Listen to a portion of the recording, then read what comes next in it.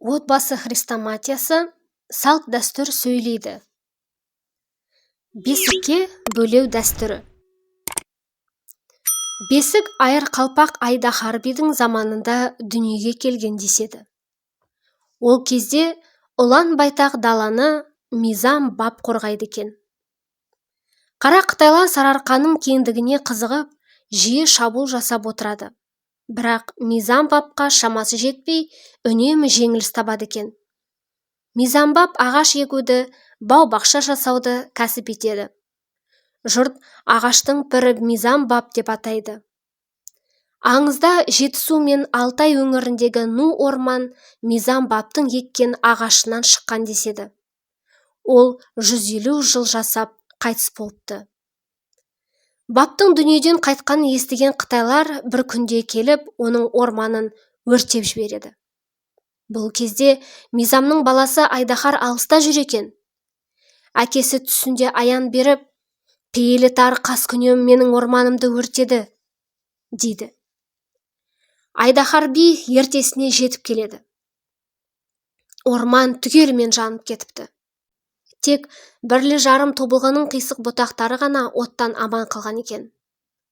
Айдахар әкесіне құран бағыштап, қисық ағаштарды өзімен бірге ала кетеді. Бір күні Айдахардың сәбиі уанбай жылай беріпті.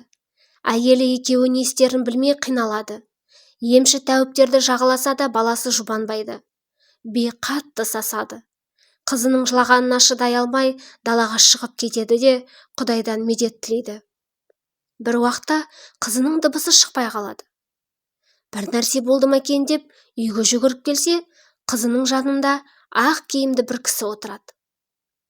Ол жанбай қалған тобылғының қисық бұтағына бөпені салып тербетіп отыр екен. Айдахар жақындағанда көзден ғайып болады. Би мұны Құдайдан келген ишарат деп түсінеді.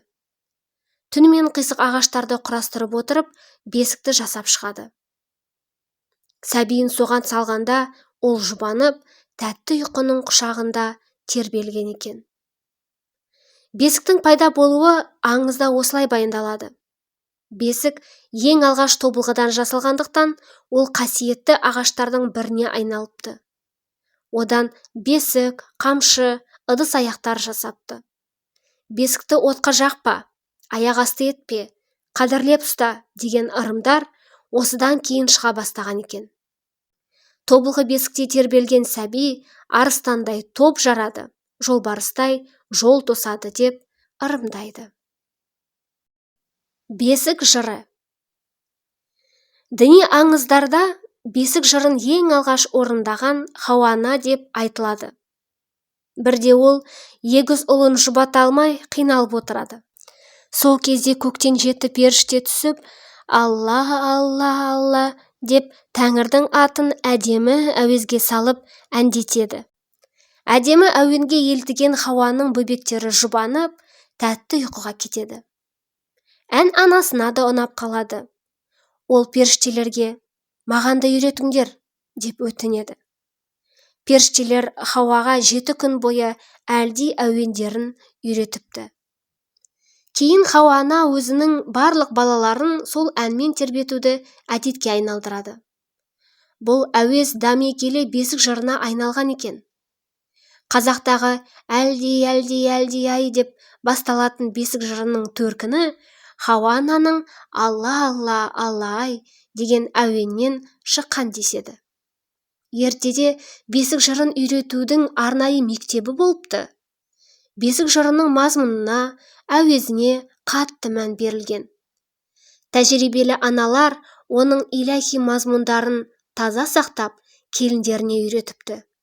Бесік жыры жайлы Алла наме, әлди наме деген ескіше жазылған кітаптардың да болғанын айтады. Аналар әлдисіз жасай алмас деген нақыл сөз содан қалған дейді. Осыған орай біз ғасырлар сүзгісінен өткен иләхи мазмұндағы мағынасы терең, мәні жағынан әлемдік классикалық бесік жырларымен теңесе алатын бесік жырларын ұсынамыз. Менің балам осы ма? Басында бақыт құсы ма? Ғайып ерен 40 шелтен бөбегімнің досы ма? әлди-әлди-әлди-ай. Ла илаха илаллада пайда бар. Мұхамбеттің үмбеті осындай бала қайда бар? Әлди-әлди-әлди-ай. Бала менің Жүсіптей болар мекен келбетті. Ажарың айдай толсын деп иллалап тербеттім. Әлди-әлди-әлди-ай.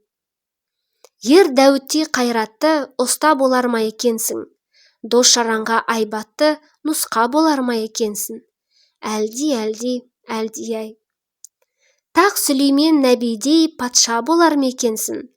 Халқың үшін қамданып, атқа қонар ма екенсің? Әлди-әлди-әлди-ай. Қазығұртқа кеп тоқтаған Нұхтай болар ма екенсің? Отбасыма орнаған Құттай болар ма екенсің? Әлди-әлди-әлди-ай. Ымыранның ұлы Мұсадай досы болғын Құдайдың, Қызыр ерсін қасыңа, Тәңірден соны сұраймын. Әлди-әлди-әлди-ай. Ғайсадай нұр бітімің салих болар ма екенсің? Хақтың жолын таныған ариф болар ма екенсің? Әлди-әлди-әлди-ай. Әзіреті Мұхамбет сәруәрі болған ғаламның, рахматының тамшысы нұрынан сен жаралдың. Әлди-әлди-әлди-ай. Төрт шадияр достарың жадыңа тоқы құлыным, нұрланып иман бостаның, жүзіңнен тамсын шырының. Әлди-әлди-әлди-ай. Ғайып ерен 40 шілтен 99 мың машайық, 88 серулер әлдилетіп қосайық. Әлди-әлди-әлди-ай. Әлди бөпем, құт бөпем, бұл сөзімді ұқ бөпем, лә илаха илаллах көкейіңе тұт бөпем. Әлди-әлди-әлди-ай. Екінші нұсқа. Құлын шағым құлыным, ұзақ болсын ғұмырың, құлағыңа құй бәрін әжеңнің айтқан жырының. Әлди-әлди-әлди-ай. Айналайын бөбегім, аймалаймын өбемін, азамат боп өссін деп ақ бесікке бөледім.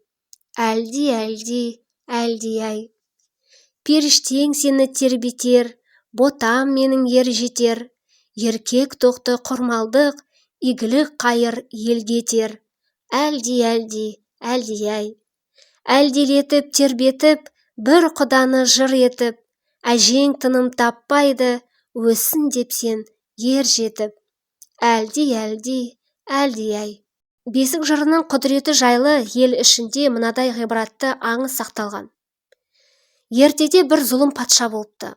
Олар қанша жерден шаттанып өмір сүргісі келсе де, ылғи көңілін езіп тұратын түсініксіз дерттен айыға алмапты. Бәлкім, ән күй тыңдасам дертімнен айығармын деген дәмемен аймақтағы атақты әнші күйшінің бәрін сарайға жинайды. Көмейіне бұлбұл ұя салған неше түрлі жезтаңдай әншілер жарыса ән шырқайды. Бірақ бірде-бір әуен патшаның шер қатқан қатал жүрегін жібіте алмайды. Көңіліндегі мерезінен айыға алмаған әмір бәрін зынданға тастайды. Сол кезде бір әншінің анасы келіп, патшадан ұлын босатуын сұрайды. Патшаның қабағына мұз қатып ашуланып отыр екен. Ол: «Ұлың менің жүрегімді жібіткенде, мен оны зынданға тастамас едім. Бойыма шаттық сыйлап, көңілімді жібіте алмады. Жүрегіме қатқан шер қашан тарқайт, сол кезде босатамын», депті. Сонда анасы ыңылдап, бесік жырын айтып бастайды. Әлди әуенін тыңдап отырып, әміршінің жүрегі жұмсара береді. Ақырында анадан алғаш туған кездегі періште халі есіне түсіп, еңіреп жылайды. Көңіліне қатқан шер мен дерттен айыққан соң, барлық әншіні босатып, «Мен бесікте жатқанда Әлди жырын тыңдамаған едім. Содан құлағымның құрышы қанбай қалған. Үнемі көңілімді зіл басып, айналамды жек көріп тұрушы едім. Жанымдағы жараны жазып, сіз мені жібіттіңіз», деп анаға алғыс айтып, тарту таралғы сыйлаған екен. Бесік жыры қара тасты да ерітер деген сөз осыдан қалыпты деседі. Бесік жырын айту дәстүрі қазір көмескі тартқан. Бұл туралы Бауыржан Момышұлы «Ұшқан я» кітабында Ертексіз өскен бала рухани мүгедек адам. Біздің қазіргі балаларымызға әжелері не шешелері ертек айта бермейді. Содан қорқам. Менің қазіргі келіндерім немерелеріме бесік жырын айта білмейді. Бесікте жатқанда құлағына анасының әлди әні сіңбеген баланың көкірегі кейін керең болып қалмаса деп қорқамын. Ал менің кәрі апам, қыз тумас, маған ертекті көп айтатын, әлди әнді көп айтатын. Арада неше заман өтті. Қыз тумас апамның сүйегі әлде қашан қурап кетті. Ал әлди ән айтқан күні әлі тұр құлағымда, деп жазады. Әлди әуенімен тербету қазақта ғана емес, өркениетті елдердің бәрінде кең тараған үрдіс. Тіпті оның маңыздылығын байқаған ғалымдар ұзақ жылдарға созылған зерттеулер жасап жатыр. Бесік жырының мазмұнында әр халықтың өз менталитеті, әлемнің жаралуы, пайғамбарлар мен әулие әнбиелер туралы түсінік пен ізгі қасиеттері туралы сакральды ақпараттар сақталған. Бесік жыры бөбектің құлағына сіңген сайын, оның бойындағы ата-бабасының генетикалық жадысы қайта жаңғырады. Бос бесікті тербетпе. Бос тұрған бесікке ібіліс баласын салып қояды екен. Бос бесікті тербеткен шайтанның баласын тербеткенмен бірдей. Сондықтан бос бесікті тербетпе деп тыйым етеді. Ібілістің баласы бос бесікте жасырым жатады екен. Сәбиді бөлер кезде отпен аластамаса, жасырынып жатқан шайтан баланың ішінен нұқи береді. Содан сәбидің іші ауырады, мазасы қашады. Сондықтан бөпені бесікке бөлерде аршамен, адыраспанмен, болмаса 7 шырпымен аластаған жөн деген дәстүр шығыпты. Нәрестеге көрімдік беру. Мәуліт жырында пайғамбар дүниеге келгенде 7 қат көк пен 7 қат жер, 18 мың ғалам оны көруге келеді. Бір-бірінен пайғамбар дүниеге келді деп сүйінші сұрайды. Бүкіл періштелер зияраттап оның үйіне келеді. Олар дүр гауһарлар мен әртүрлі сыйлықтар тарту етеді. Жаңа туған балаға рахымның нұры келді, үмбеті көп болсын, үмбеті Тәңірінің досынан болсын, дені сау болсын, деп дұға тілектерді айтады. Мәуліт жырында жиі айтылатын бұл сюжет қазақ арасына тарап, пайғамбардың сүндетіне айналды. Жаңа туған нәрестеге көрімдік беру, құтты болсын айтып сүйінші сұрау, тілек айту рәсімдері қазақ дәстүрінің бір бөлшегін құрапты. Бала емізудегі тыйым. Әйел бала емізгенде жалаңбас отырмайды. Қазақ ырымында шайтан әйелдің шаштағы кірін бөпе еметін сүтке араластырып жібереді екен. Осыдан баланың жаны кірленіп, бойына жамандық ұялайды. Есейгенде мәңгүрт, безбен, тілазар болады деп сенеді. Сондықтан көзі ашық кісілер келіннің шашын жауып отыруына аса қатты мән берген екен. Балаға теріс көйлек кигізу. Ел ішінде мынадай ырым бар. Көпке дейін бала көтере алмай жүрген әйел кішкентай бүлдіршінге ұлдың немесе қыздың көйлегін теріс кигізіп жүргізеді екен. Ұлдың киімін ұлға теріс кигізсе, ұл туады, қыздың киімін қызға теріс кигізсе, қыз туады деп ырымдайды. Діни аңыздарда бұл ғұрыпты Сүлеймен пайғамбардан қалған деседі. Тәңірі тағала бұл қызға көпке дейін бала нәсіп етпепті. Сол кезде бұл қыз Сүлейменнің ақылымен 500 жетім баланың көйлектерін теріс кигізіп жүргізеді. Артынша бала бақытының нышаны байқалады.